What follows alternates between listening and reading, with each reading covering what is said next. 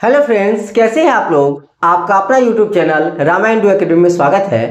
तो आज हम जो है आपके लिए एक ऐसा कंसेप्ट लेकर आए हैं जो बायोलॉजी का है। क्योंकि अक्सर बच्चे का कहना था और कन्फ्यूजन भी रहता है कि सर बायोलॉजी में किस प्रकार के क्वेश्चन आते हैं ना, हम उसको कैसे लिख पाएंगे। तो देखिए, सबसे पहले तो मैं आपको एक सजेशन देना चाहूँगा। वो सजेशन ये है बाबू कि चाहे वो आप एसएसटी का सब्जेक्ट हो या साइंस का सब्जेक्ट हो या हिंदी का हो या संस्कृत को, अदरवाइज जो भी हो, है ना, आप करना क्या है, आपको एग्जाम तो काफ़ी नज़दीक नज़दीक है ही। साथ में यदि आप बुक से या किसी भी टीचर के गाइड से अगर आप याद कर रहे हो क्वेश्चन आंसर को, तो वो क्या करो ना, उसको समझकर अपनी भाषा में जो है ना उसको कन्वर्ट करके उसके बाद उसको जो है ना आप याद कीजिए, ताकि वो ज़्यादा दिन तक आपको याद रहे। और सिंपल सी बात है, एग्जाम में भी हॉल में जाइएगा तो क्वेश्चन पर बजाबते लिखा रहता है, क्या लिखा रहता है कि परीक्षार्थी जो है ना यथासंभव अपने शब्दों में उत्तर दे। ठीक है, तो आज हम कुछ क्वेश्चन आपके लिए आए हैं जो 25 क्वेश्चन बायोलॉजी के लघु उत्तरीय बेस्ड है, जो काफ़ी इंपॉर्टेंट है। और इसको देख रहे हैं, इसमें कई सारे क्वेश्चन तो ऐसा है जो कितने ईयर से जो है ना लगातार पूछा जा रहा है ना। तो वो सब क्वेश्चन काफ़ी इंपॉर्टेंट क्वेश्चन लाए हैं, उसको एक नज़र से देखिएगा। साथ में वीडियो को ज़्यादा लंबा ना करते हुए आइए हम आते हैं बात तो बीच बीच में चलती रहेगी। आते हैं फर्स्ट क्वेश्चन में। फर्स्ट क्वेश्चन को देखिए कि फर्स्ट क्वेश्चन क्या कह रहा है बाबू कि हमारे अमाशय में जो है अम्ल की क्या भूमिका है। हमारे अमाशय में अम्ल की क्या भूमिका है। तो अमाशय तो जानते हैं, अमाशय किसको कहा जाता है बाबू, पेट को, है कि नहीं। हमारे अमाशय में जो उसमें अम्ल जो होता है उसमें क्या भूमिका होती है। तो देखिए क्या है कि हमारे अमाशय में मौजूद हाइड्रोक्लोरिक अम्ल, यानी कि इसको हम HCl बोलते हैं। हमारे अमाशय में क्या होता है बाबू, हाइड्रोक्लोरिक अम्ल होता है, जो भोजन के साथ आए हुए हानिकारक जीवाणुओं को नष्ट कर देता है। पहला तो काम ये हो गया कि हमारे अमाशय में क्या होता है, जो भोजन के साथ जो आता है ना हानिकारक जीवाणु, उसको क्या कर देता है, नष्ट कर देता है। और नष्ट करने के बाद वो क्या करता है, अम्लीय माध्यम बनाए रखता है। वो जो है अमाशय में अम्लीय माध्यम बनाए रखता है। और इसी अम्लीय माध्यम के कारण जो अमाशयी पाचक रस होते हैं, अमाशयी पाचक रस होते हैं, उसको क्या बोलते हैं, पेप्सिन एंजाइम बोलते हैं। वो पेप्सिन एंजाइम क्या करता है, प्रोटीन को है छोटे छोटे अणुओं में, ठीक है, तोड़ देता है। छोटे छोटे अणुओं में तोड़ देता है, यानी कि प्रोटीन जो है पेप्टोन में उसको चेंज कर देता है। समझ में आ रहा है ना, हमारे अमाशय में अम्ल की क्या भूमिका है। तो आइए हम फिगर के जरिए समझते हैं। फिगर को आप देखिए, यहाँ आप देख पा रहे हैं फिगर को, है ना। फिगर में क्या है बाबू कि सबसे पहले जो बाबू आती है, फिगर को देखिए, हम जानते हैं कि भोजन हम कहाँ से करते हैं। अगर बात किया जाए बाबू भोजन के प्रोसेस को, तो आप जान रहे हैं कि भोजन का जो है पचना स्टार्ट होता है हमारा पहला मुख से ही, है ना। मुख में क्या करते हैं, भोजन को इंटर करते हैं, जैसे डायग्राम में दिया हुआ देखिए। मुख में क्या है, पहले भोजन को डालते हैं। दांतों का काम क्या होता है कि उसको अच्छे से जो है ना छोटे छोटे टुकड़ों में विभक्त कर देना, बांट देना, है ना। और उसके बाद जो हमारे मुंह में लार ग्रंथियाँ होती है, क्या होती है, लार ग्रंथि होती है। उससे जो लार निकलती है वो भोजन में मिक्स हो जाती है, भोजन में मिक्स होती है। हमारे मुंह में जो लार ग्रंथि उसको क्या कहते हैं हम, उसमें कौन सा एंजाइम होता है बाबू, तो एमाइलेज एंजाइम होता है। क्या होता है, एमाइलेज एंजाइम होता है। उस एमाइलेज एंजाइम करता है क्या कि हमारे भोजन में जो है, ठीक है, भोजन में जो भोजन के साथ मिक्स होकर उसको जो है माल्टोज में कन्वर्ट कर देता है। एमाइलेज एंजाइम जो है उसको किस में कन्वर्ट कर देता है, माल्टोज में, है ना। और साथ में भोजन में मिक्स होने के बाद जो है उसमें चिकनाहट ला देता है। चिकनाहट से होता है क्या, जैसे हम भोजन इंटर करते मुंह में रखते हैं, ठीक है, तो लार मिक्स जो होता है बाबू, तो मिक्स होने के बाद क्या होता है, ये हमारा ट्रेकिया हो गया, ठीक है, इफोगस इसको बोलते हैं बाबू हम। इसके जरिए क्या हो, आसानी से क्रमांकुंचन मेथड के द्वारा जो है ना वो पिछलता हुआ कहाँ, हमारे अमाशय में आ जाता है। समझ में आ रहा है ना। जैसे एक बात समझिए, एक स्टोरी बताता हूँ आपको। आप देखते होंगे कि फास्ट जो होता है ना, लोग जब फास्टिंग करता है तो उस समय ऐसा क्यों कहा जाता है, ऐसा क्यों कहा जाता है कि शाम में जो लोग फलहारी जो करता है तो बोलता है कि एकदम साबूदाना का ये करना ही, मतलब as a soft like substances को आता है ना यूज करने के लिए। क्यों, क्योंकि उस समय होता है क्या कि काफी देर तक भूखे रहने से हमारे मुंह में क्या होता है, लार नहीं बन पाता है, लार नहीं बन पाता है। और लार नहीं बनने के कारण क्या हुआ, अगर कोई हार्ड सब्सटेंस अब खाइएगा तो क्या होता है, गर्दन छिलाने का डर रहता है। बात समझ में आ रहा है। तो आइए हम टॉपिक से भटकते नहीं तो ऐसा बायोलॉजी है बाबू। बायोलॉजी कहता है कि आपने नीचे से लेकर ऊपर तक सबके बारे में पढ़ो, है कि नहीं, काफी ज्यादा हो जाएगा। आइए सबसे पहले देखिए फिगर को, हम क्या हुआ, मुख से कहाँ गया बाबू, मुख से कहाँ जा रहा है, मुख से जो हो जाएगा आपको सीधे, देखिए फिगर को आप, मुख में गया, मुख से जाएगा आपको ग्रसनी, ग्रसनली होते हुए कहाँ जाएगी, अमाशय में जाएगी। कहाँ जाएगी, अमाशय में जाएगी। अमाशय का पिक्चर देख सकते हैं बगल में, देखिए अमाशय का पिक्चर।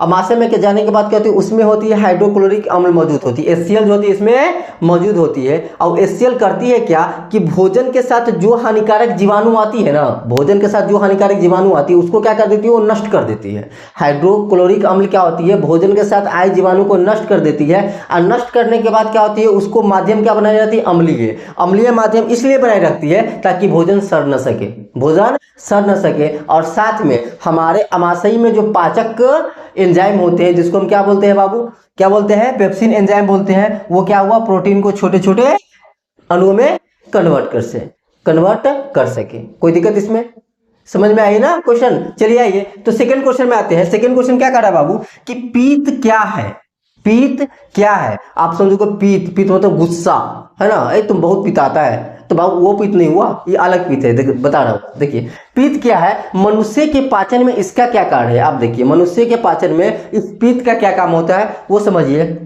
तो पीत क्या होता है बाबू, यह यकृत में बनने वाला, यकृत में बनने वाला एक पाचक रस है। यकृत में बनने वाला एक पाचक रस है जो गाढ़ा हरा या पीला होता है। इसका कलर कैसा होता है, गाढ़ा हरा या पीला होता है। समझ में आ रहा है ना। जैसे आप देखिए पीत का फिगर, ठीक है, ये क्या है, एकदम गाढ़ा और हरा पीला रंग का है। मनुष्य के पाचन में इसका कार्य यह है कि यह अमाशय से आए भोजन के अम्लीय माध्यम को क्या कर देता है, क्षारीय कर देता है। काम क्या है पीत का बाबू, जो अमाशय से भोजन आती है ना यकृत में, तो वो जब अमाशय में तो वो क्या होता है, अम्लीय रहती है। तो जैसे ही अम्ल ये जो है अमाशय से भोजन का आती है, पित्त में आती है, तो उसको क्या कर देता है, क्षारीय कर देता है, क्षारीय कर देता है। और यह भोजन में वसा के बड़े कण को सूक्ष्म कणों में तोड़ देता है। और जैसे क्षारीय होगा तो उसमें वसा का क्या होता है बाबू, पैसीकरण हो जाता है। वसा का क्या हो जाता है, पैसीकरण हो जाता है। बात समझ में आ रहा है ना, कोई दिक्कत नहीं ना। चलिए अगले क्वेश्चन पर बढ़ते हैं हम। तो देखिए थर्ड क्वेश्चन मेरा क्या कर रहा है बाबू, थर्ड क्वेश्चन क्या है कि प्रकाश संश्लेषण जो है ना क्या है और इसका रासायनिक समीकरण लिखिए। तो इसको तो सबको क्लियर होगा ही। चलिए एक बार और देख लेते हैं सभी भी। प्रकाश संश्लेषण होती है क्या, तो पौधे जिस प्रक्रिया द्वारा अपना भोजन तैयार करता है उस प्रक्रिया को हम क्या बोलते हैं, प्रकाश संश्लेषण कहते हैं, है ना। पौधे जिस प्रक्रिया द्वारा अपना भोजन प्रिपेयर करता है, अपना भोजन तैयार करता है, वो प्रक्रिया क्या कहलाता है बाबू, प्रकाश संश्लेषण क्रिया कहलाता है ना। प्रकाश संश्लेषण क्रिया में वो क्या क्या करता है बाबू, प्रकाश संश्लेषण क्रिया के लिए जो है ना पौधे जो है आवश्यक घटक कितने हैं उनके बताइए। तो आवश्यक घटक कितने होंगे बाबू, 4 होते हैं। पहला क्या होता है, प्रकाश संश्लेषण जो है ना प्रक्रिया पूर्ण करने के लिए पौधे जो होते हैं वो क्या करते हैं बाबू, वो सूर्य से क्या लेते हैं, प्रकाश लेते हैं। वायुमंडल से क्या लेते हैं बाबू, उसको कार्बन डाइऑक्साइड की आवश्यकता होती है ना। और जल द्वारा भूमि से क्या लेते हैं बाबू, भूमि से जल एवं खनिज लवण की आवश्यकता होती है ना। और इस सब के लेने के बाद जो है ना वो अपना भोजन आसानी से प्रिपेयर कर लेती है। तो ये सब उसका क्या हुआ, आवश्यक घटक हुआ। इतना बात समझ में आया, कोई दिक्कत नहीं ना। आज जिस प्रोसेस से बनाएगा वो क्या होता है, फोटोसिंथेसिस प्रोसेस कहलाता है। अब इसके लिए एक बैलेंस इक्वेशन है। बैलेंस इक्वेशन क्या बाबू कि 6CO2 प्लस 12H2O और क्लोरोफिल सूर्य की प्रकाश की उपस्थिति में वो क्या बना लिया, C6H12O6 यानी कि ग्लूकोज बना लिया, अपना भोजन तैयार कर लिया। और ग्लूकोज बनाने के साथ साथ वो क्या कर रहा है बाबू, ग्लूकोज बनाने के साथ साथ क्या ऑक्सीजन और जल को रिलीज किया, है ना। ऑक्सीजन और जल को रिलीज भी कर रहा है। आप देख पा रहे हैं कार्बन डाइऑक्साइड, जल और क्लोरोफिल सूर्य के प्रकाश की उपस्थिति में वो अपना खाना बना लिया। और खाना बनाने के लिए क्या दिया, खाना बनाने के बाद क्या दिया, ऑक्सीजन और जल को रिलीज किया। तो ये एक इक्वेशन हो गया प्रकाश संश्लेषण के लिए, इसमें कोई दिक्कत नहीं ना। आइए तो आते हैं हम फोर्थ नंबर क्वेश्चन में कि फोर्थ नंबर क्वेश्चन क्या बोल रहा है कि मनुष्य में ऑक्सीजन और कार्बन डाइऑक्साइड यानी कि CO2 का परिवहन कैसे होता है। आप बताओ, हम जानते हैं ना कि हम क्या जानते हैं कि ब्रीथिंग यानी कि सांस लेते हैं हम, क्या ऑक्सीजन एक सांस छोड़ते हैं, क्या कार्बन डाइऑक्साइड छोड़ते हैं ना। तो एक्चुअली में ये होता है कैसे, ये प्रोसेस जो है ना पॉसिबल कैसे होता है, तो वो देखिए क्या है बाबू कि मनुष्य में जो है ऑक्सीजन और CO2 का परिवहन फेफड़े में और उनका आवरण बनाने वाली क्या कैपिलरीज में मौजूद लाखों एल्वियोलाई में होता है। आप कहिएगा सर ये क्या बता रहे हैं, कैपिलरीज क्या होती है, एल्वोलाई क्या होती है, तो चिंता मत करो, सारा मैं बात समझाने वाला हूँ। पहले बात को समझो, होता है क्या, O2 और CO2, ऑक्सीजन और कार्बन डाइऑक्साइड का परिवहन कहाँ होती है, फेफड़े में, और उनका आवरण बनाने वाली, यानी फेफड़े के जो आवरण बनाने वाली क्या होती है, कैपिलरीज होती है। क्या होती है बाबू, कैपिलरीज होती है। और कैपिलरीज में जो होती है ना, बहुत सारी, इनकी लाखों एल्वोलाई होती है, लाखों एल्वोलाई होती है। जैसे आप देखिए, मैं आपको फिगर दिखा रहा हूँ, देखिए हमारे श्वसन तंत्र का, है ना, आप देखिए श्वसन तंत्र का जो है ना, ये फिगर देखिए आप, ये पूरा स्ट्रक्चर आप देख पा रहे हैं, स्ट्रक्चर देखिए। इसमें क्या है, आपको नासा द्वार से जो है हम क्या लेते हैं बाबू, नासा द्वार से जो है ऑक्सीजन इंटर करता है, इंटर करने के बाद वो क्या होगा बाबू, श्वास नली से होते हुए फेफड़े में प्रवेश करेगा। आप फेफड़े में आप देख पा रहे हैं कि श्वसन जो बोलते हैं उसको, श्वास निकाय जो है लास्ट में दिख रहे हैं ना, एकदम बूंदी बूंदी कलर का जो उभरा हुआ है श्वास निकाय, और उसमें जो है बाबू बहुत सारी लाखों क्या होती है, एल्वोलाई होती है। क्या होती है बाबू, लाखों जो होती है एल्वोलाई होती है। और एल्वोलाई में होता है क्या बाबू, एल्वोलाई होता है श्वसन की क्रिया के दौरान IO2, यानी कि श्वसन जब हम लेते हैं ना, उसके दौरान क्या आती है, ऑक्सीजन आती है, और वो ऑक्सीजन क्या करती है, एल्वोलाई से कैपिलरीज में मौजूद रक्त में जाती है। एल्वोलाई के द्वारा जो है कैपिलरीज में जो है मौजूद रक्त जाती है, और फिर CO2 एल्वोलाई में मौजूद हवा के साथ मिलकर जो है ना, हवा से मिलकर बाहर निकल जाती है। जैसे देखिए, ये एल्वोलाई की जो फिगर आप देख पा रहे हैं, तो छोटा है, उसको जूम कर लेते हैं। जूम करने के बाद कुछ इस प्रकार दिखेगा, देखिए फिगर आप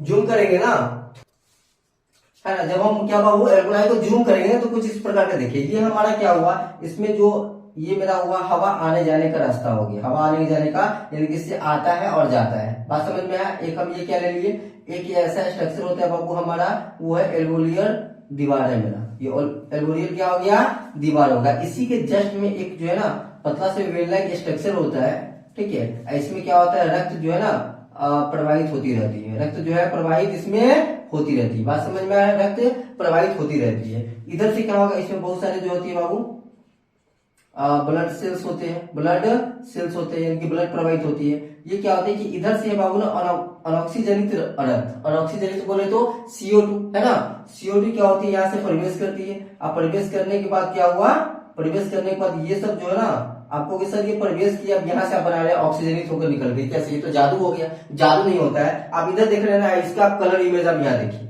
कलर इमेज देख रहे हैं इसका, ठीक है ना। आप इस इमेज में देखिए, ये जो हमारी जो है ना ब्लड पार्टिकल्स जो है, ब्लड पार्टिकल्स हुआ, वो जो मूव करती है यानी कि एल्वोलियर दीवार से, तो वो क्या होती है, उसमें क्या है, ब्लड का पार्टिकल्स में हम जानते हैं वो क्या होती है, हीमोग्लोबिन होती है। और हीमोग्लोबिन में क्या होती है बाबू, ऑक्सीजन होती है ना। ऐसे समझो ना, ब्लड का रक्त जो है ना लाल क्यों दिखता है बाबू, हीमोग्लोबिन के कारण दिखता है, हीमोग्लोबिन के कारण दिखता है। हीमोग्लोबिन में एक विशेष प्रकार का क्या है बाबू, गहरा संबंधी है ऑक्सीजन से, कि जहां वो ऑक्सीजन को देखता है, वो ऑक्सीजन को क्या करता है, अपनी ओर खींच लेता है, अपनी ओर खींच लेता है। बात समझ में आ रहा है ना, जैसा जहां वो ऑक्सीजन को देखा वो क्या करेगा, खींच लेगा। अब यहाँ देख रहे हैं कि हवा आने जाने का जो रास्ता बना हुआ है, उसमें बहुत सारे क्या है बाबू, O2 CO2 बहुत पड़े हुए हैं। इसमें O2 और CO2 जो है ना बहुत पड़े हुए, कलर इमेज में देख पा रहे हैं आप, O2 CO2 क्या बहुत पड़े हुए हैं। और यहाँ के बगल, इसके बगल से जो है ब्लड सेल जो गुजर रहे हैं, तो वो क्या करेंगे, उसमें हीमोग्लोबिन है। हीमोग्लोबिन क्या करता है, हमारा दोस्त क्या का हीमोग्लोबिन,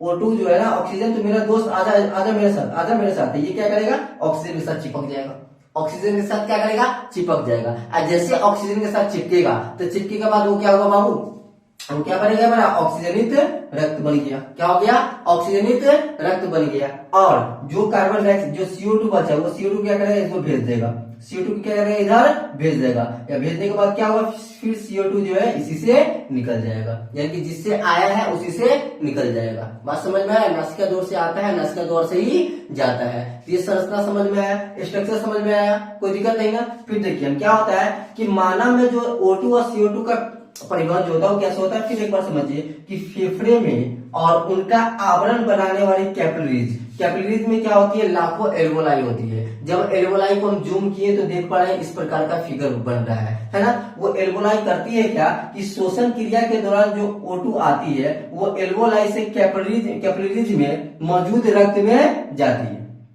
एल्वोलाई से कैपिलरीज के मौजूद रक्त में, ये मेरा क्या हुआ कैपिलरीज हो गया। और कैपिलरीज में क्या होता है, रक्त क्या होता है, फ्लो होता रहता है। और रक्त में क्या होती है, हीमोग्लोबिन होती है। हीमोग्लोबिन क्या करता है, एल्वेओलाई से ऑक्सीजन को अपनी तरफ खींच लेता है, क्योंकि हीमोग्लोबिन में एक क्षमता है जो ऑक्सीजन को अपनी तरफ अट्रैक्ट करती है ना, चुंबक की तरह। जैसे चुंबक क्या होता है, लोहा का पेड़ खींचती है ना, ठीक उसी प्रकार हमारा हीमोग्लोबिन जो है रक्त, वो क्या करती है, ऑक्सीजन को अपनी तरफ खींचती है, समझे ना। तो जो कैपिलरी से हमारा रक्त निकल रहा है वो क्या किया बाबू, O2 को खींच ली। यहाँ देख पा रहे हैं, ये कैपिलरी से जो रेड ब्लड सेल निकल रहा है वो क्या किया, अंदर जो हमारा एल्वेओलाई सेल जो है उससे क्या किया, ऑक्सीजन को खींची। और खींचने के बाद क्या की, खींचने के बाद और CO2 जो है ना, CO2 फिर एल्वेओलाई में मिलकर और फिर बाहर उससे निकल गया, कोई दिक्कत नहीं ना। तो इस प्रकार जो होता है ना, मनुष्य में ऑक्सीजन और CO2 का परिवहन होता है। यहां तक कोई दिक्कत नहीं ना। चलिए आते हैं अगला क्वेश्चन पे। अब हम तो देखिए 5 नंबर क्वेश्चन क्या कर रहा है बाबू, कि मछली, मच्छर, केंचुआ और मनुष्य श्वसन अंगों के नाम लिखे, है ना। यानी कि इन सबों के श्वसन अंग के नाम लिखना है कि श्वास किस कैसे लेते हैं, किस अंग से लेते हैं। तो देखिए पहला मेरा क्या आया, मछली। तो मछली का श्वसन अंग तो सब जानते हैं क्या होता है बाबू, गिल्स होता है। और गिल्स कहाँ होता है, गलफड़ा में होता है। गिल्स को कभी नजदीक से देखे हो कि गिल्स कैसा होता है, बताओ, नजदीक से देखो। मछली तो सब खाते होंगे ना। तो देखिए जब मछली को मैं आपको विशेष तौर पे जो है ना कल ही लाया था मछली, और मछली को काटा, और काटने के लिए इसी के लिए जो है ना एक हम उसका फोटो क्लिक कर लिए कि आप लोग को जरूर दिखाएंगे। आप देखिए जब उसको गिल्स को देखिएगा ना तो कुछ इस प्रकार का दिखेगा, पिक्चर दिख रहा है ना, ठीक ऐसा गिल्स होता है ना। और इसी के तरीके क्या होता है बाबू, मछली श्वास लेता है। चलिए आइए सेकेंड बात है पर मच्छर का जो है ना श्वसन क्या होता है। तो मच्छर का श्वसन बाबू क्या होता है, ट्रेकिया होता है। मच्छर का श्वसन क्या होता है, ट्रेकिया होता है ना। उसके पास कोई पार्टिकुलर ऑर्गन नहीं होती है, वो खुले, उसका ट्रेकिया क्या होता है, खुले पर्यावरण से जो है ना सीधा संपर्क में जुड़ा रहता है, ठीक है। तो मच्छर का क्या होता है बाबू, श्वसन अंग ट्रेकिया हुआ। थर्ड क्या हुआ, केंचुआ। तो केंचुआ का श्वसन अंग जो होता है ना वो त्वचा होता है। क्या होता है, त्वचा। यानी त्वचे से वो क्या करते हैं बाबू, जो है ना ब्रीथिंग और ब्रीथिंग का जो है ना प्रोसेस कर लेते हैं, ठीक है। और मनुष्य का श्वसन क्या होता है, फेफड़ा। मनुष्य का श्वसन क्या होता है, फेफड़ा होता है। समझ में आया ना। मछली का श्वसन अंग गिल्स, मच्छर का श्वसन अंग ट्रेकिया, केंचुआ का श्वसन अंग त्वचा, और मनुष्य का श्वसन क्या होगा, फेफड़ा होगा। तो ये तो समझ में आ गया, कोई दिक्कत नहीं ना। आइए तो अगले क्वेश्चन क्या है, क्वेश्चन नंबर 6 पे है बाबू कि श्वसन और दहन में कोई दो अंतर लिखे। श्वसन और दहन। तो श्वसन क्या होता है बताइए, रेस्पिरेशन सिस्टम जो होता है श्वसन, वो श्वसन क्या होता है, पहला तो अंतर ये हो गया कि श्वसन हमारा क्या बाबू, जैव रासायनिक क्रिया है। ये क्या है, जैव रासायनिक क्रिया है, जैव रासायनिक क्रिया है। जबकि दहन क्या होता है, ये अजैविक होती है। दहन क्या होती है, अजैविक होती है। सिंपल से समझो ना। श्वसन का प्रोसेस किस में होगा, जो जीवित आदमी है उसी में होगा, मरा हुआ आदमी में श्वसन का होता है। जैसे कि देखो अब तुम्हारे सामने ये मार्कर है, ये मार्कर क्या, मार्कर में श्वसन होगा, ये दहन होगा। तो सिंपल सी बात, ये दहन होगा, श्वसन थोड़ी होगा। अगर श्वसन लेता तो ये भी मेरे से बात करता कि हेलो टीचर क्या हाल है, तो मैं भी कहता ठीक है तुम अपना बताओ। तो ऐसा तो है नहीं, बात तो कर नहीं सकता है। बात समझ में आ रहा है ना। इसमें श्वसन नहीं, क्या है बाबू, ये दहन है। इसमें क्या होगा, दहन होगा, ठीक है। तो श्वसन कैसी है बाबू, वो जैव रासायनिक क्रिया है। और दहन कैसा है, यह अजैविक क्रिया है। क्या है, अजैविक क्रिया है। और सेकेंड देखिए, सेकेंड इसका अंतर क्या है, बहुत इंपॉर्टेंट है।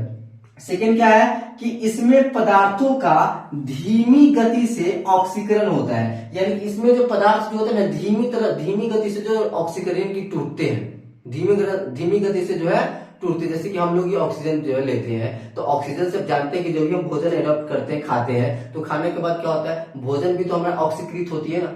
भोजन भी क्या होती है, ऑक्सीकृत होती है। ऑक्सीजन अगर सही मात्रा में हो तो हमको ऊर्जा ज्यादा मिलता है। अगर ऑक्सीजन सही मात्रा में नहीं होता है तो क्या होता है बाबू, है ना, ऑक्सीजन सही मात्रा में नहीं हो तो ऊर्जा हमको ज्यादा नहीं मिल पाता है। तो ये श्वसन में जो होता है ना बाबू, श्वसन क्या होता है, श्वसन के दौरान जो होता है बाबू, कोई भी पदार्थ में धीमी गति से जो है ना ऑक्सीकरण वो होना स्टार्ट होता है। लेकिन दहन, किसी भी चीज को जलाओ, जलाने पर क्या होगा, वो जल्दी से, यानी कि तीव्र गति से वो ऑक्सीकरण होगा। वो क्या होगा बाबू, तीव्र गति से होगा। तो बात समझ में आया ना। श्वसन और दहन में क्या अंतर हुआ, श्वसन का पहला अंतर हुआ कि श्वसन क्या है बाबू, एक जैव रासायनिक क्रिया है, जबकि दहन क्या है, अजैविक रासायनिक क्रिया है। दूसरा क्या हुआ कि श्वसन में है किसी पदार्थों का धीमी गति से ऑक्सीकरण होता है, जबकि दहन में क्या हुआ, किसी पदार्थों का तीव्र गति से ऑक्सीकरण होता है। यहाँ तक क्लियर है ना। चलिए तो आगे हम चलते हैं। साथ में वीडियो पसंद आ रही है तो लाइक जरूर किया कीजिए, है ना, नहीं तो गलत बात हो जाएगी, राइट ना। आइए अगला क्वेश्चन देखते हैं।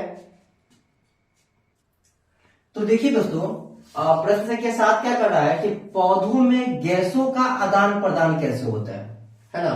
पौधों में जो होता है गैसों का आदान प्रदान किस प्रकार से होता है। तो देखिए बाबू, हम जानते हैं कि पौधों में गैसों का आदान प्रदान विसरण क्रिया द्वारा होता है ना। लेकिन वो कैसे होता है, उसका अंग क्या है, पार्टिकुलर।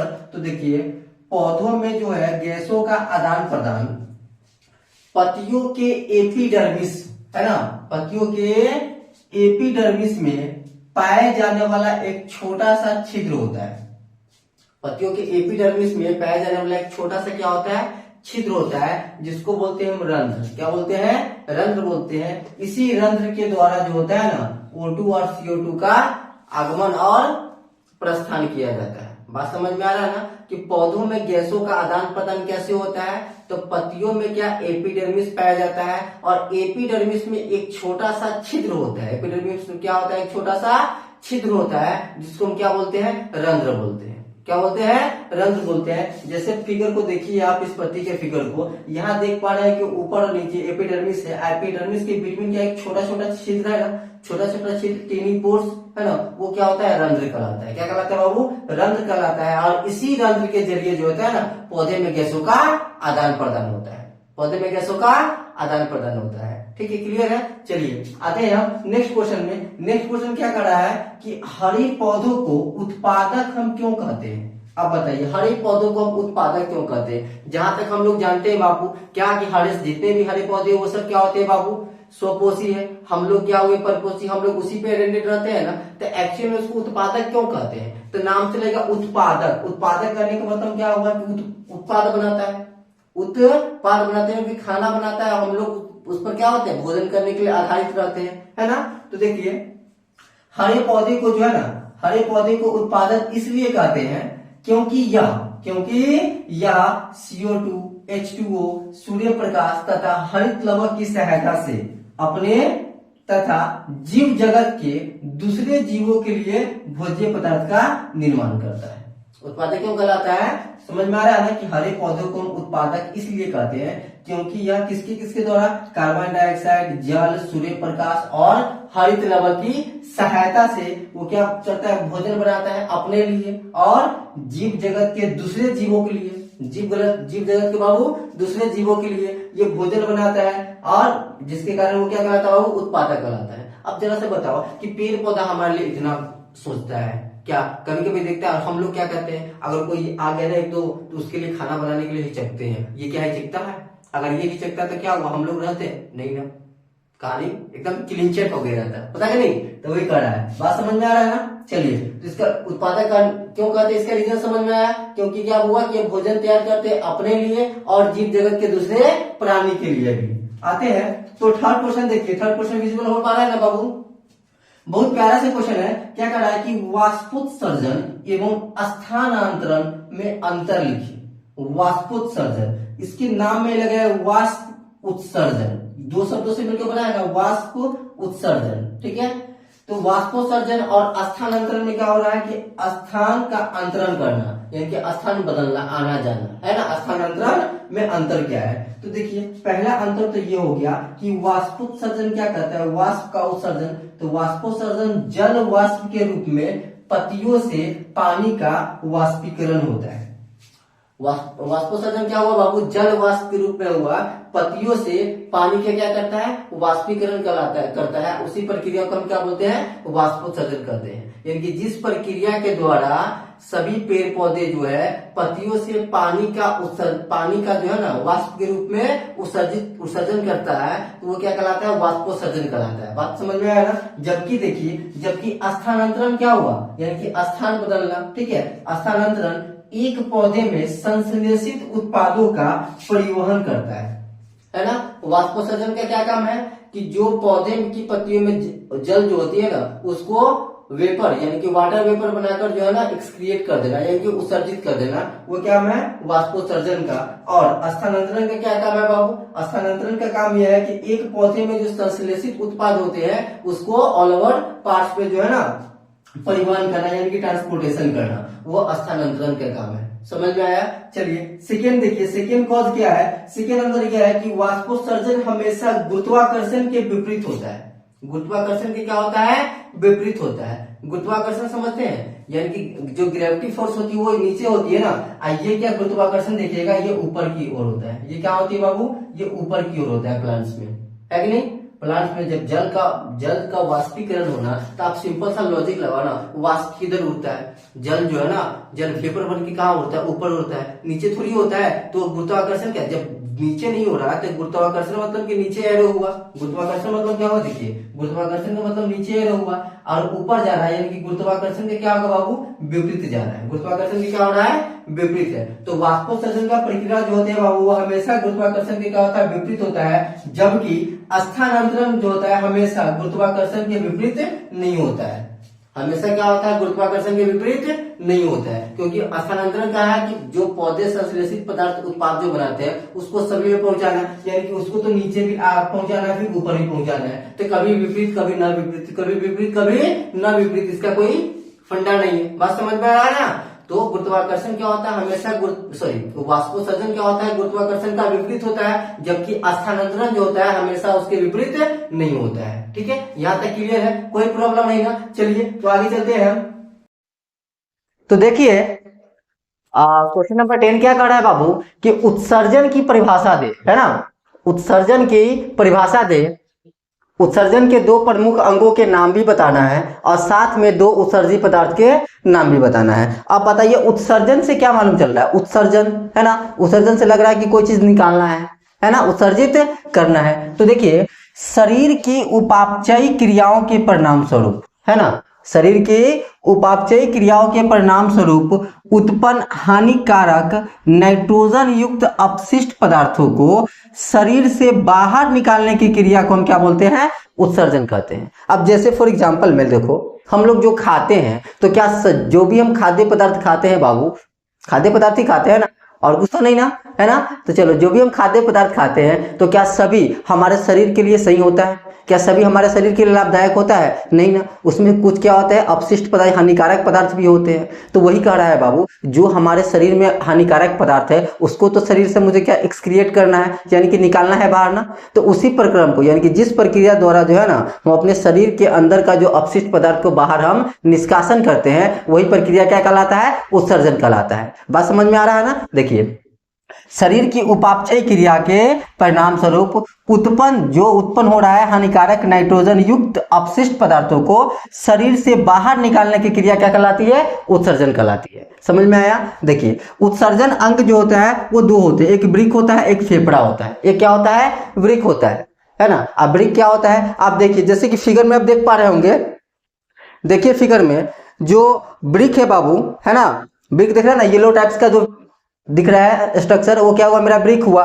उस ब्रिक से क्या हुआ कि ब्रिक से जो भी अपशिष्ट पदार्थ आता है वो क्या होता है बाबू?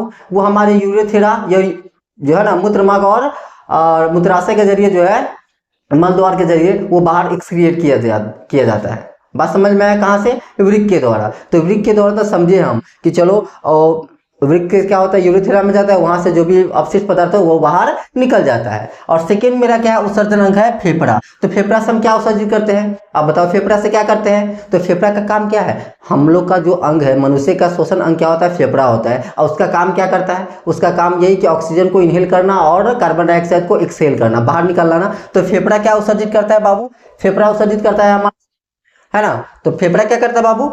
वो तो इनहेल और एक्सेल का प्रोसेस जो ये हो गया आपका ऑक्सीजन और कार्बन डाइऑक्साइड का होता है। बात समझ में आ रहा है ना? तो देखिए वृक्क का काम क्या है? वृक्क का फेफड़ा क्या हुआ? दो मेरा उत्सर्जन अंग हो गया। इसका उत्सर्जी पदार्थ क्या होता है? वृक्क के थोड़ी हम मलमूत्र को बाहर निकालते हैं, और फेफड़ा के जरिए हम क्या करते हैं? CO2 यानी कार्बन डाइऑक्साइड को शरीर से बाहर निष्कासन करते हैं। तो ये समझ में आया? कोई दिक्कत नहीं ना? चलिए अब नेक्स्ट क्वेश्चन देखते हैं बाबू। नेक्स्ट क्वेश्चन क्या है? क्वेश्चन नंबर 11 जो कह रहा है कि जाइलम और फ्लोएम में पदार्थों के संवहन में दो अंतर बताना है ना। एक्चुअली ये जाइलम और फ्लोएम जो है दोनों, वो क्या हुआ? संवहन उत्तक का दो प्रकार है। संवहन उत्तक का, संवहन मतलब समझ रहे हैं ना, संवहन जिसका काम है वहन करना। वहन मतलब कि लाना आना जाना, यही सब होता है। वहन का मतलब ये होता है ना, किसी पदार्थों को लाना और किसी पदार्थों को फिर जो है ना उसको पूरे प्लांट्स में जो है ना फ्लो करना, पहुंचाना।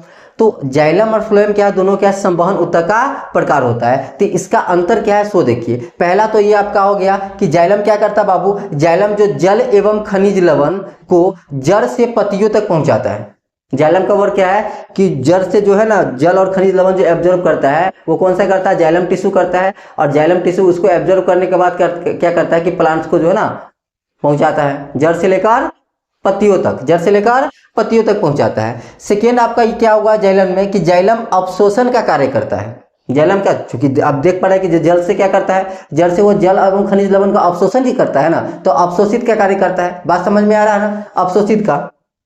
अब फ्लोएम क्या करता है, जाइलम का काम देखिए। जाइलम एक्चुअली क्या है कि जाइलम जो है जल एवं खनिज लवणों को जड़ से लेकर जो है ना कहाँ तक, पत्तियों तक पहुंचाता है। यानी कि कुछ इस प्रकार का डायग्राम आप देख पा रहे होंगे। इसका जो जाइलम का होता है, सपोज ये प्लांट्स मान लेते हैं, प्लांट्स का पार्ट्स है ना। तो जाइलम ऑलवेज क्या, जड़ से, कहाँ से, जड़ से ऊपर की तरफ जो है ना, ऊपर की तरफ जो है ना क्या करता है बाबू, जल एवं खनिज लवणों को पत्तियों तक पहुंचाता है। लेकिन फ्लोएम क्या करता है, फ्लोएम जो है ना पत्तियों में बने भोजन कहाँ बनता है, पत्तियों में बनता है ना।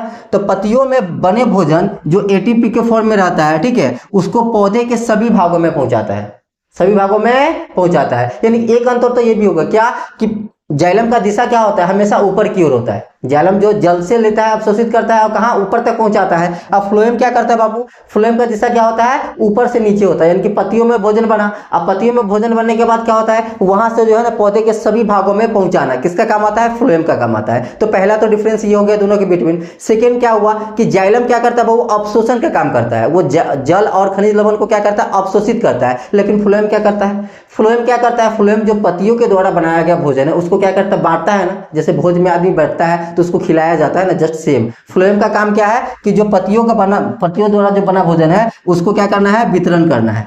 क्या करना है, वितरण करना है। सेकेंड का टाइप्स हम देख लिए। अब थर्ड क्या होता है बाबू डिफरेंस, थर्ड ये है कि जाइलम का टिश्यू जो होता है वो मृत होता है, डेड होता है।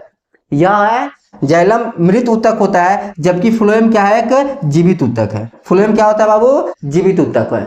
समझ में आया। तो जाइलम का अंतर भी देख लिया, जाइलम फ्लोएम में, यहां तक कोई दिक्कत नहीं ना। चलिए तो आगे हम देखते हैं।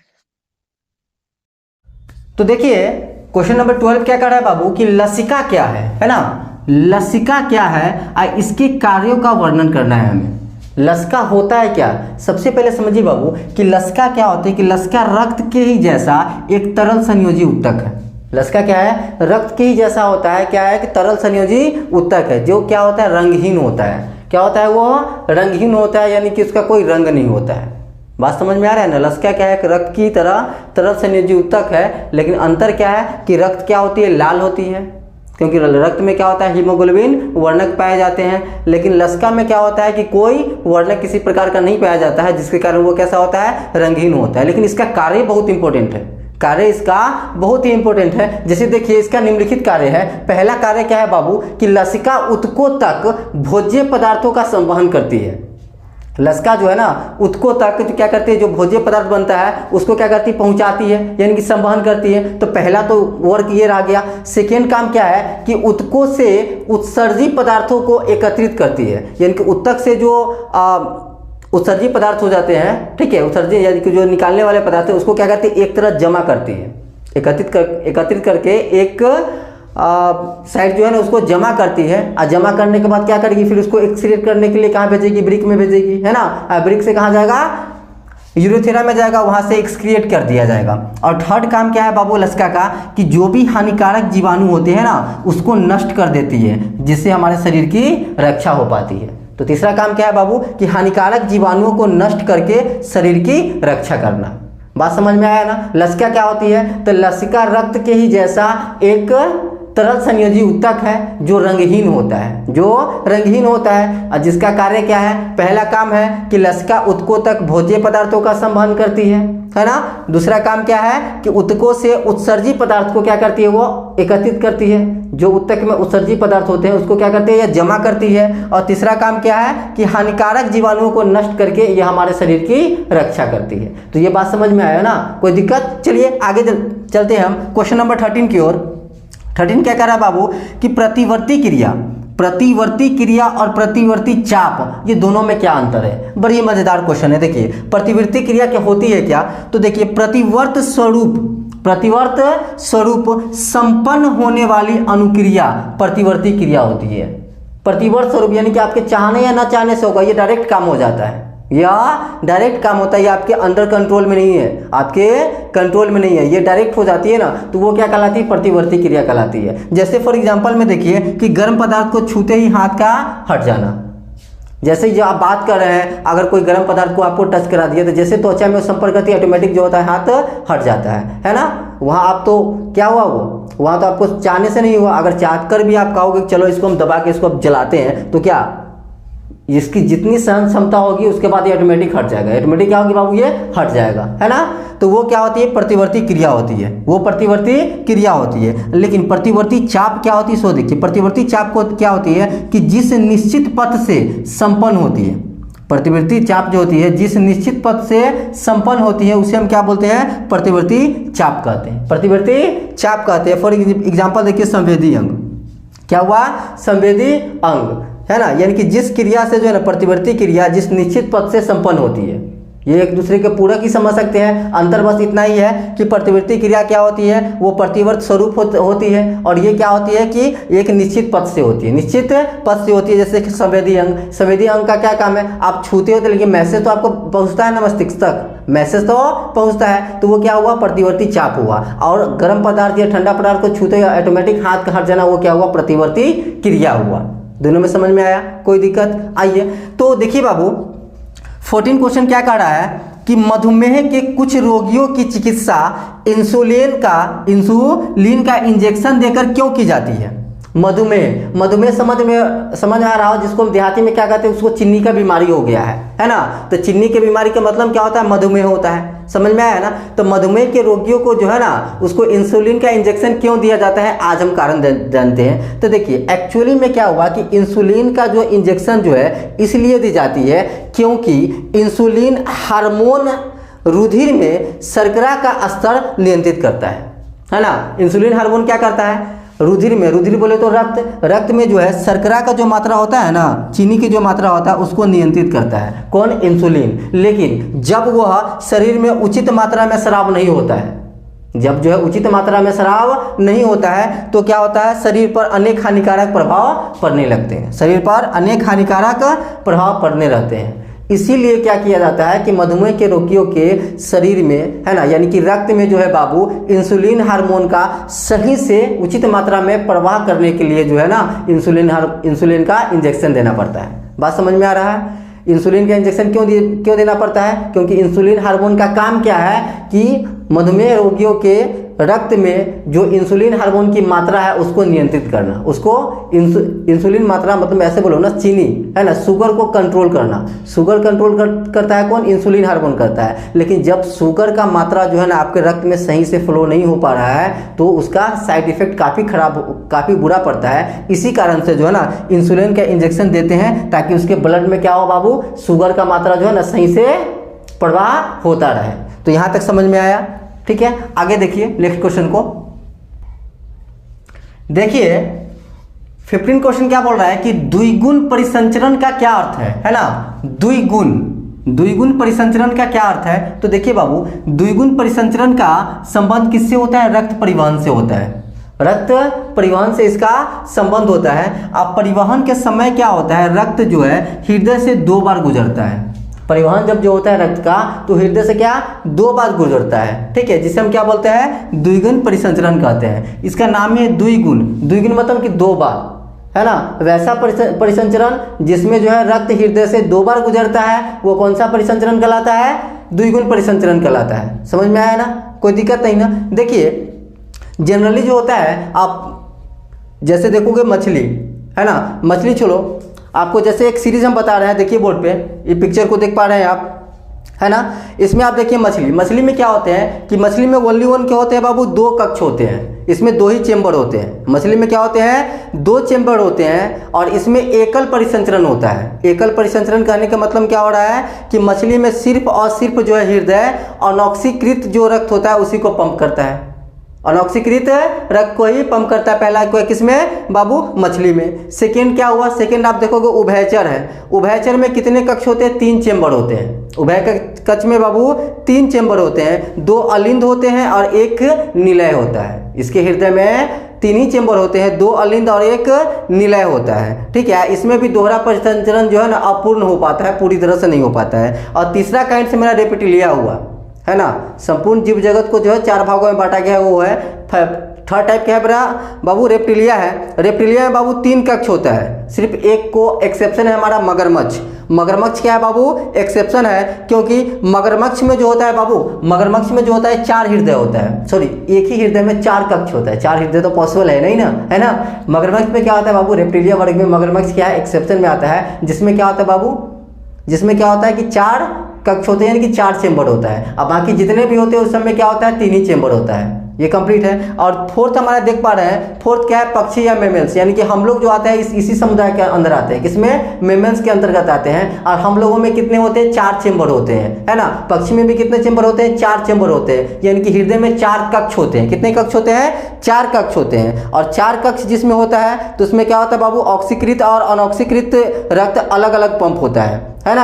अनऑक्सीकृत और ऑक्सीकृत क्या होता है? 2 अलग अलग पंप होता है, 2 अलिंद होता है और 2 निलय कक्ष होता है। 4 चेंबर में क्या हुआ? 2 अलिंद और 2 निलय। जैसे देखिए आप ये क्या कर रहा है, पहला इसका वर्क कैसे होता है सो देखिए, ये तो समझ में आएगा कि द्विगुण परिसंचरण क्या होता है? हृदय से 2 बार रक्त का परिवहन होना, गुजरना। अशुद्ध रक्त जो होता है बाबू दाएं निलय से फेफड़े में जाता है। अशुद्ध रक्त क्या होता है? दाएं निलय से फेफड़े में जाता है। अशुद्ध होकर वो कहाँ आता है? बाएं अलिंद में। दाएं निलय से अशुद्ध रक्त प्रवेश किया, अशुद्ध होकर आया बाएं अलिंद में। अब बाएं अलिंद में अशुद्ध होने के बाद क्या होता है? वो बाएं निलय बाएं अलिंद में शुद्ध हुआ। अशुद्ध होने के बाद वो प्रवेश क्या करेगा? बाएं निलय में। अब बाएं निलय से पूरे शरीर में चला जाता है। शुद्ध होने के बाद जो है बाएं निलय से पूरे शरीर में चला जाता है। और फिर अशुद्ध रक्त जो है फिर दायां अलिंद में आता है, और दायां अलिंद से फिर जो ये प्रोसेस जो है बाबू रिपीट होते रहता है 2 टाइम्स। समझ में आया ना। जैसे देखिए फिगर बता रहे हैं इसका, आप देखिए इसका फिगर आप देख पा रहे होंगे। इसमें बाबू हम 2, एक हो गया आपका क्या? ब्लू कलर, एक रेड कलर का। ठीक है, तो इसमें देखिए 4 होते हैं। लेफ्ट साइड में क्या हुआ आपका? लेफ्ट जो हो गया यानी कि बायां अलिंद हो गया।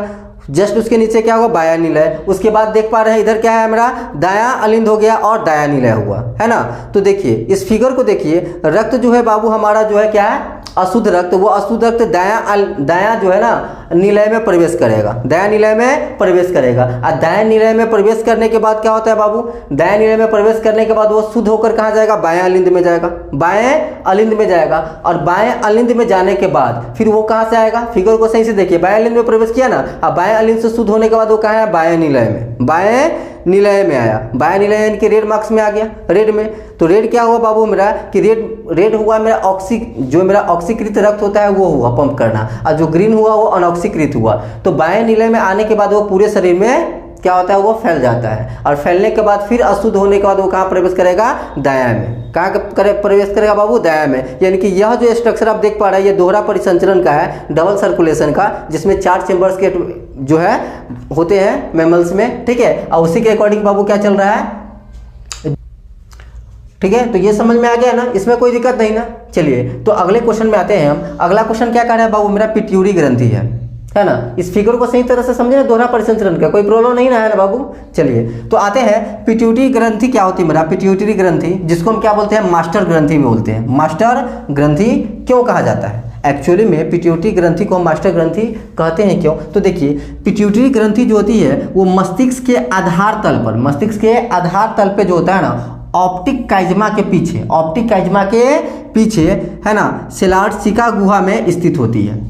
ऑप्टिक काइजमा के पीछे कहाँ स्थित होती है? सेलार्टसिका गुहा में स्थित होती है, जैसा कि फिगर में देख पा रहे हैं। देखिए वो क्या आधार तल में क्या होता है? ऑप्टिक काइजमा के पीछे जो है ना, ऑप्टिक काइजमा के पीछे जो है ना वो स्थित है। ठीक है, और इसका वर्क क्या बाबू कि ये शरीर का सभी अंग जो है ना इसी ग्रंथि से प्रभावित होता है। जितने भी हमारे शरीर के ग्रंथि है ना वो टोटल किससे होती है? इसी से प्रभावित होती है, इसी के अंडर कंट्रोल में आता है। इसीलिए इसको हम क्या बोलते हैं? मास्टर ग्रंथि बोलते हैं। ठीक है, चलिए देखते हैं नेक्स्ट क्वेश्चन।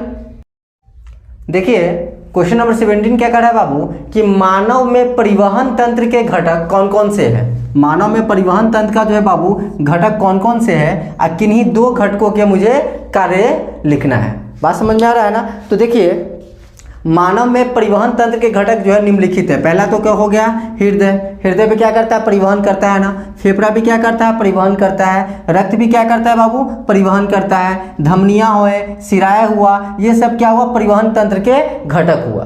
बात समझ में आया। जिसमें दो का मुझे उल्लेख करना है, दो के कार्य को बताना है। तो पहला ले लेते हैं हम धमनियां। धमनियां का काम क्या है बाबू, कि हृदय से आगे की ओर रक्त का बहाव करना। हृदय से आगे की ओर है ना, हृदय से अंगों की ओर, सॉरी आगे बोल रहे हैं, चलो हृदय से अंगों की ओर क्या करना है, रक्त का बहाव करना। वो किसका काम है, धमनिया का है, ठीक है। और सेकेंड क्या है, सिरा है ना। सिरा का काम क्या है, कि अंगों की ओर रक्त का बहाव करना।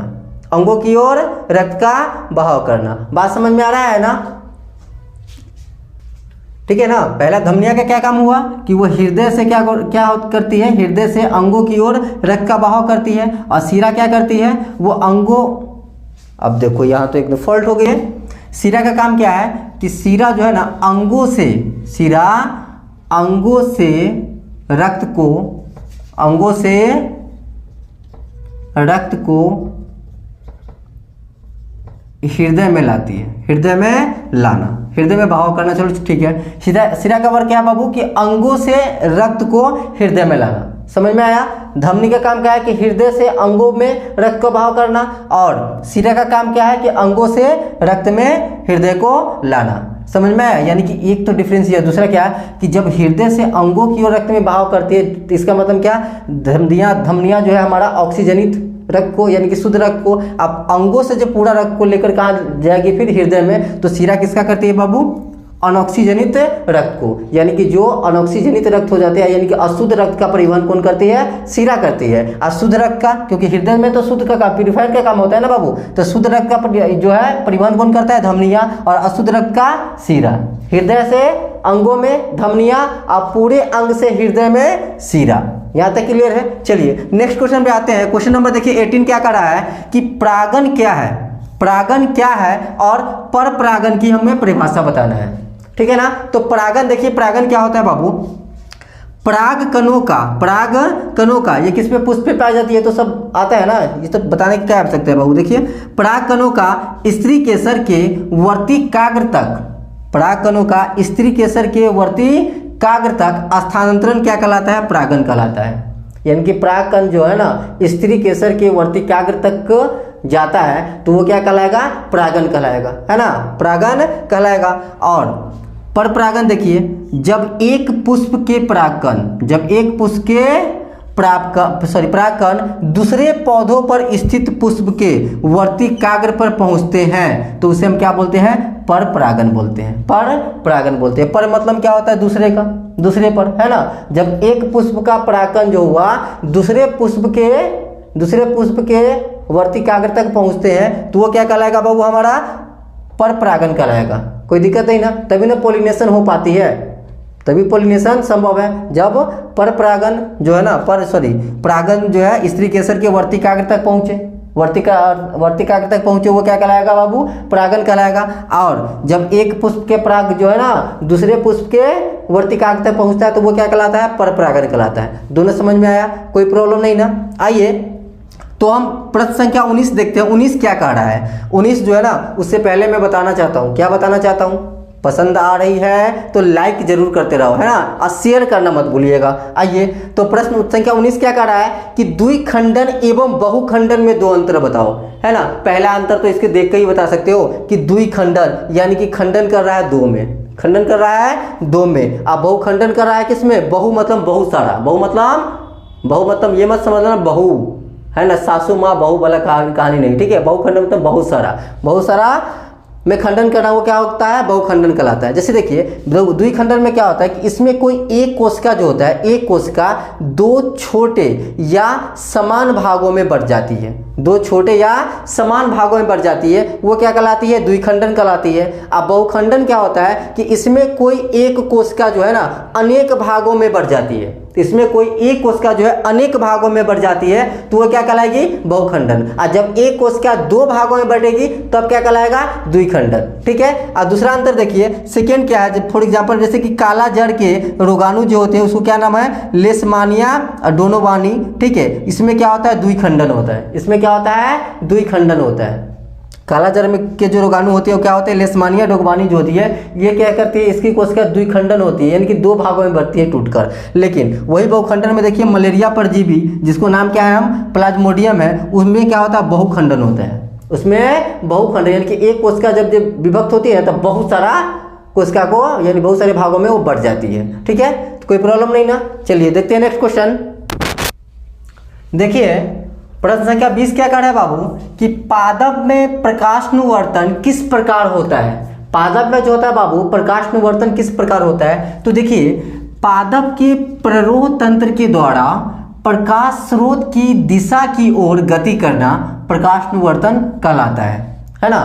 पादप के प्ररोह तंत्र के द्वारा, किसके द्वारा, प्ररोह तंत्र क्या करता है कि प्रकाश जिस दिशा से आ रही है ना उधर ही वो क्या होता है, मुड़ जाता है। जैसे फॉर एग्जांपल में आप फिगर को देखिए, फिगर में क्या है, एक गमले में पौधा लगा हुआ है और प्रकाश क्या विंडो से आ रही है, विंडो से आ रही है ना, तो प्रकाश जो पौधा है वो किधर मुड़ गया हुआ है बाबू, विंडो की तरफ मुड़ गया हुआ है ना, दिख पा रहा है ना। तो यही कह रहा है कि प्ररोह तंत्र के द्वारा प्रकाश स्रोत की दिशा की ओर, प्रकाश स्रोत बोले तो जिधर से प्रकाश आ रही है उसकी ओर क्या होती है, वो गति करना क्या कहलाता है, प्रकाशानुवर्तन कहलाता है। और एक बात और क्या है कि प्ररोह तंत्र का प्रकाश के प्रति कैसा होता है, धनात्मक अनुवर्तन होता है। धनात्मक बोले तो प्ररोह तंत्र द्वारा जिधर से प्रकाश स्रोत आती है ना उधर ही घूम जाती है, जैसे कि फिगर में दे रहा है, देख पा रहा है ना, कोई दिक्कत ही नहीं इसमें। आइए तो नेक्स्ट क्वेश्चन देखते हैं बाबू हम, कि पादपों में रासायनिक समन्वय कैसे होता है। पादपों में जो होता है बाबू रासायनिक समन्वय कैसे होता है, तो देखिए पादप में जो होता है रासायनिक समन्वय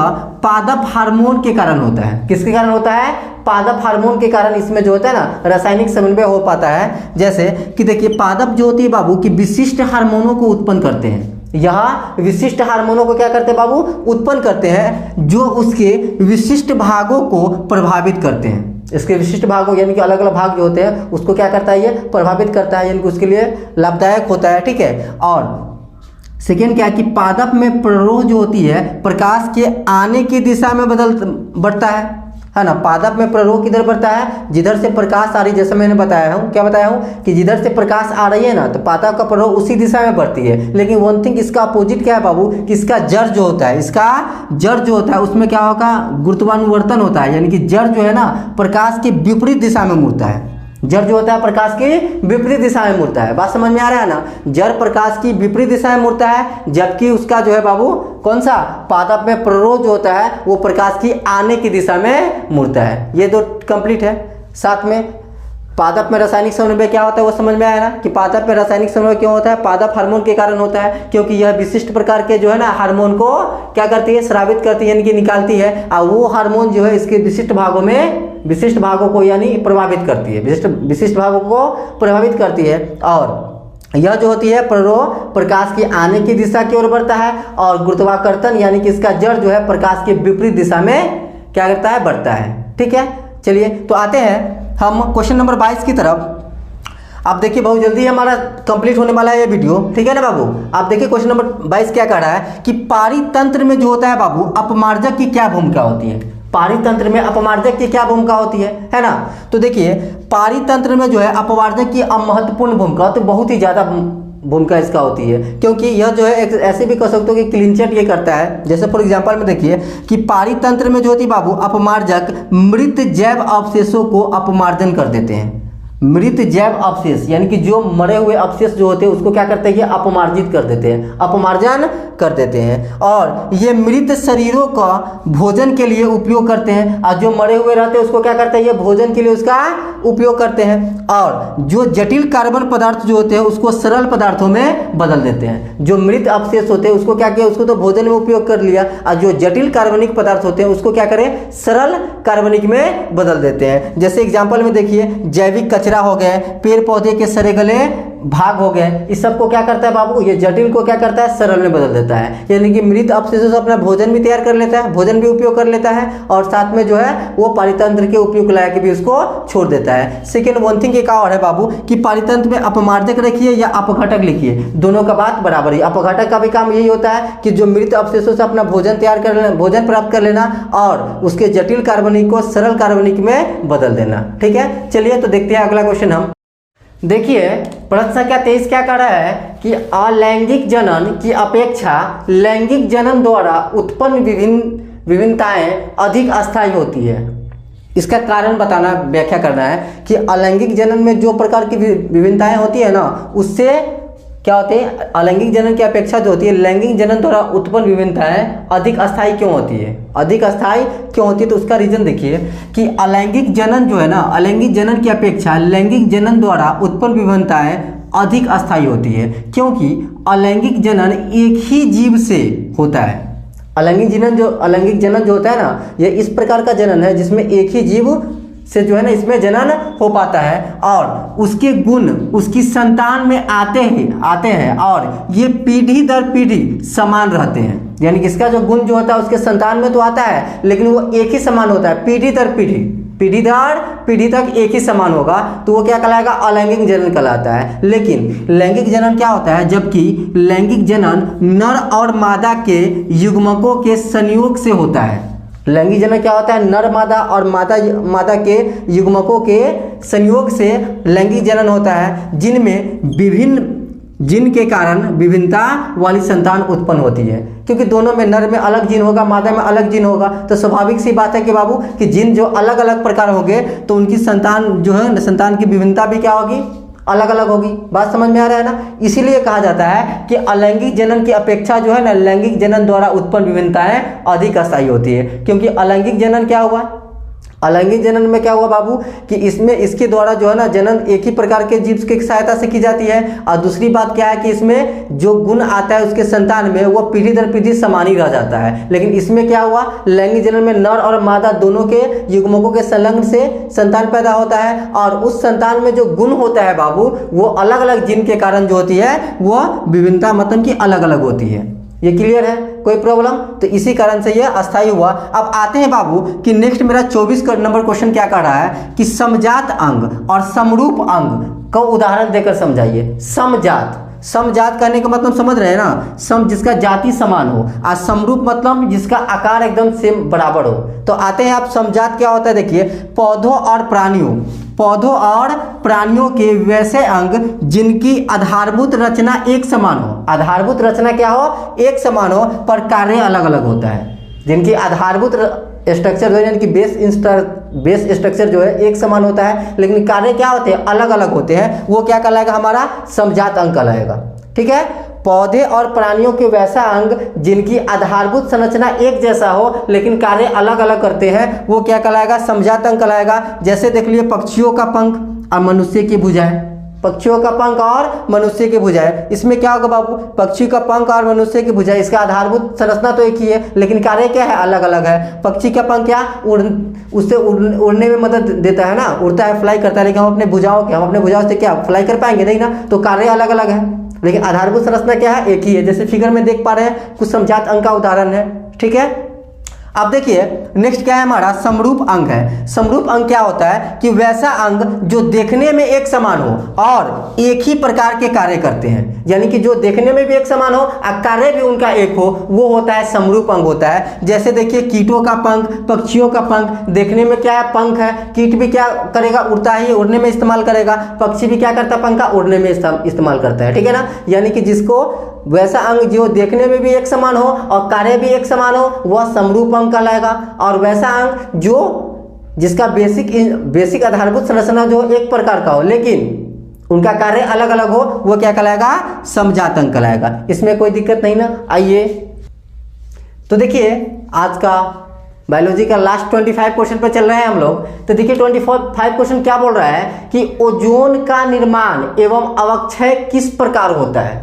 ओजोन जो होता है उसका निर्माण कैसे होते हैं और उसका अवक्षय क्या होता है। तो देखिए ऑक्सीजन के 3 परमाणु मिलकर ओजोन का निर्माण करती है। ऑक्सीजन के 3 परमाणु मिलकर किसका निर्माण करेगी बाबू? ओजोन का। ठीक है, जो सूर्य से आने वाली पराबैंगनी विकिरणों से पृथ्वी की सुरक्षा करती है। जो सूर्य से जो पराबैंगनी विकिरणी आती है ना, उसको क्या करती है? पृथ्वी को रक्षा करती है। फिर जैसे समझो ना कि प्रकाश की किरणें सूर्य से आती है ना, तो चलनी की तरह उसको छानती है, और जो भी पराबैंगनी किरणें है ना, उसको ऊपर रखती है, ताकि उसको जो कम पावर में नीचे आता है, जो हम सेफ रह पाते हैं। नहीं तो डायरेक्ट अगर पराबैंगनी किरण आएगी तो त्वचा कैंसर, बहुत सारा बीमारी हमको फैल सकती है ना। इसका अवक्षय का कारण मेन क्या है बाबू? वो है क्लोरोफ्लोरोकार्बन हो गया, है ना, जिसको CFC बोलते हैं, कार्बन टेट्राक्लोराइड हो गया यानी कि CCl4 हो गया, इत्यादि इस सबके कारण होते हैं। जैसे फिर देखिए, आप इमेज आप देख पा रहे हैं, यह इमेज देखिए, इमेज में आपको पता कर रहा है क्या? सबसे ऊपर वाला लेयर जो हुआ, जैसे कि ओजोन लेयर आप देख पा रहे हो, है ना, तो जो सूर्य से सनलाइट डायरेक्ट आती है, वो उसको क्या बोलते हैं? यूवी किरण बोलते हैं, यूवी बोले तो पराबैंगनी किरण बोलते हैं। ठीक है, वो क्या करती है बाबू? हमारे पृथ्वी पे जो है ना ओजोन लेयर होती है। सबसे ऊपर वाला क्या हुआ मेरा? स्ट्रेटोस्फीयर हुआ। उसके बाद क्या हुआ? ओजोन लेयर हुआ। ओजोन लेयर हुआ। ये ओजोन लेयर क्या करता है कि जो भी उससे पराबैंगनी किरण आती है ना, उसको क्या करता है? ऑब्जर्व करता है, ताकि पृथ्वी को उससे रक्षा मिल पाए। ठीक है, और पृथ्वी से जो निकलती है, जो CFC कार्बन जो हो गया, क्लोरोफ्लोरोकार्बन हो गया, कार्बन टेट्राक्लोराइड हुआ, ये सब क्या कर रहा है? ये सब ओजोन के लेयर को जो है ना बाबू प्रभावित करते करते उसमें छिद्र कर दिया, यानी कि बहुत बहुत बड़े बड़े जो है ना उसमें होल बन गया हुआ है ना। इसके कारण जो है ना उसका अवक्षय होना स्टार्ट हो चुका है। चलिए, तो इसलिए हमको इस सब के बात का सावधानी करना चाहिए। ठीक है, तो आइए अब आज के मेरा 25 क्वेश्चन कंप्लीट हुआ। ये लघु उत्तरीय क्वेश्चन जो है बाबू काफ़ी इंपॉर्टेंट है आपके लिए, और यदि आपको पसंद आया तो कृपया कर इसको जो है ना फ्रेंड्स के बीच शेयर जरूर कीजिएगा, है ना। चलिए, थैंक्स।